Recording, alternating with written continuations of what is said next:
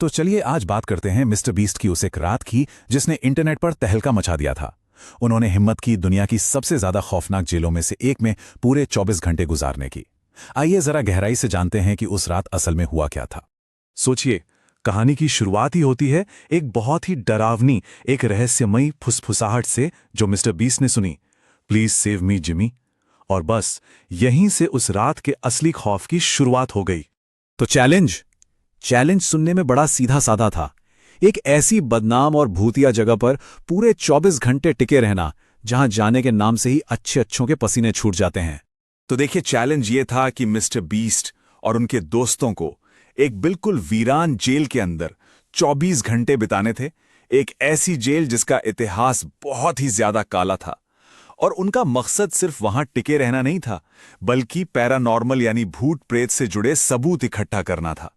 और ये कोई ऐसी वैसी जगह नहीं थी, इसे दुनिया की सबसे डरावनी जगहों में से एक माना जाता है। अब इस जेल का इतिहास मतलब वो इतना खूनी है कि आप सोच भी नहीं सकते। 1930 के बाद से इन दीवारों के अंदर 1000 से भी ज्यादा लोगों की मौत हुई थी। ऐसा माना जाता है कि उनकी आत्माएं आज भी वहीं कैद हैं। और सुनिए, उन 1000 दर्दनाक मौतों में से 300, जी हां, 300 मौतें तो सिर्फ एक ही भयानक रात में हो गई जब जेल में एक बहुत बड़ी आग लग गई थी। जरा सोच कर देखिए कि उस जगह पर कितना दर्द और कितनी घुटन होगी। जैसे ही टीम अंदर गई ना, जेल ने मानो उनका स्वागत किया, लेकिन बड़े ही अजीब तरीके से। एक दोस्त को अचानक एक काला साया सा दिखा। मिस्टर बीस्ट को खुद ऐसी अजीबोगरीब आवाजें सुनाई दी जिनका कोई सोर्स ही नहीं था, और उन सबको लगातार ऐसा महसूस हो रहा था जैसे कोई है जो उन्हें हर पल घूर रहा है। तो अब कहानी उस मोड़ पर आती है जहां डर असल में कई गुना बढ़ जाता है। जब मिस्टर बीस्ट ने फैसला किया कि वो जेल के सबसे खौफनाक हिस्से यानी काल कोठरी में छिपेंगे।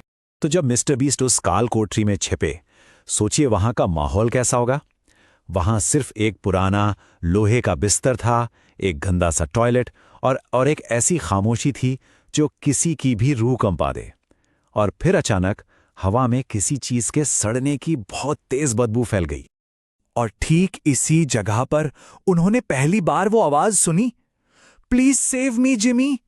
पहली बार में तो उन्हें यही लगा कि शायद इनके दोस्त ही उन्हें डराने के लिए मजाक कर रहे हैं। उनके दिमाग में बस एक ही सवाल घूम रहा था, क्या ये सच में उनके किसी दोस्त का मजाक है या फिर ये कुछ और ही है। लेकिन वो आवाज फिर आई, और इस बार वो उनके दोस्त की नहीं थी, वो बिल्कुल उनके कान के पास से आई थी, हेल्प मी। और इस एक पल में उनका सारा शक यकीन में बदल गया और डर कई गुना बढ़ गया। सबसे डरावनी बात तो ये थी कि उनके नाइट विजन कैमरे में कुछ भी नहीं था, बिल्कुल खाली। पर मिस्टर बीस्ट को यह पक्का यकीन था कि कमरे में वो अकेले नहीं हैं। उन्हें साफ साफ महसूस हो रहा था कि कोई अनदेखी ताकत उनके साथ उसी कमरे में मौजूद है।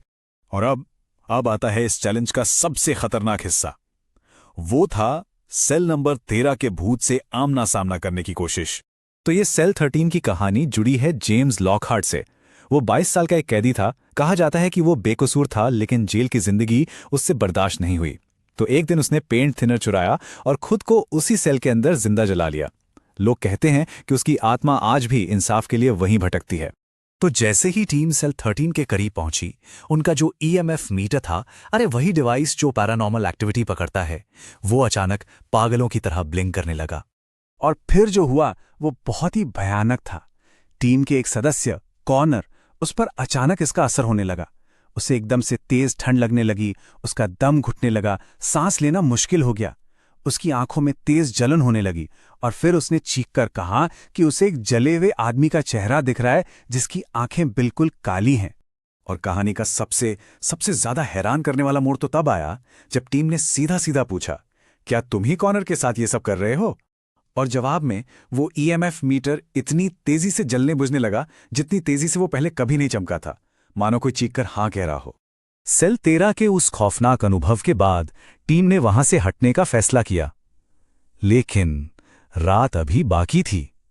चलिए अब हम उस रात की आखिरी और शायद सबसे डरावनी घटना की तरफ बढ़ते हैं।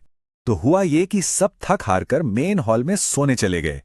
तभी एक वॉकी टॉकी जो कि बंद पड़ा था, वो अपने आप चालू हो गया। उसमें से एक बहुत ही अजीब, एक नई आवाज आई और फिर कुछ ही सेकंड में वो वॉकी टॉकी अपने आप फिर से बंद हो गया। और उस वॉकी टॉकी से जो आवाज आई उसने सबके होश उड़ा दिए। आवाज ने कहा, मैं जेम्स हूं, मुझे प्लीज इस जगह से निकालो। ये साफ था, ये जेम्स लॉकहार्ट की आत्मा थी जो मदद मांग रही थी। तो आखिर में सवाल वहीं का वहीं खड़ा है जो मिस्टर बीस्ट और उनकी टीम के जहन में भी था। क्या ये सब कुछ सच था या फिर ये बस उनके थके हुए दिमाग का कोई वहम था? इसका फैसला अब कहानी सुनने वालों को ही करना है।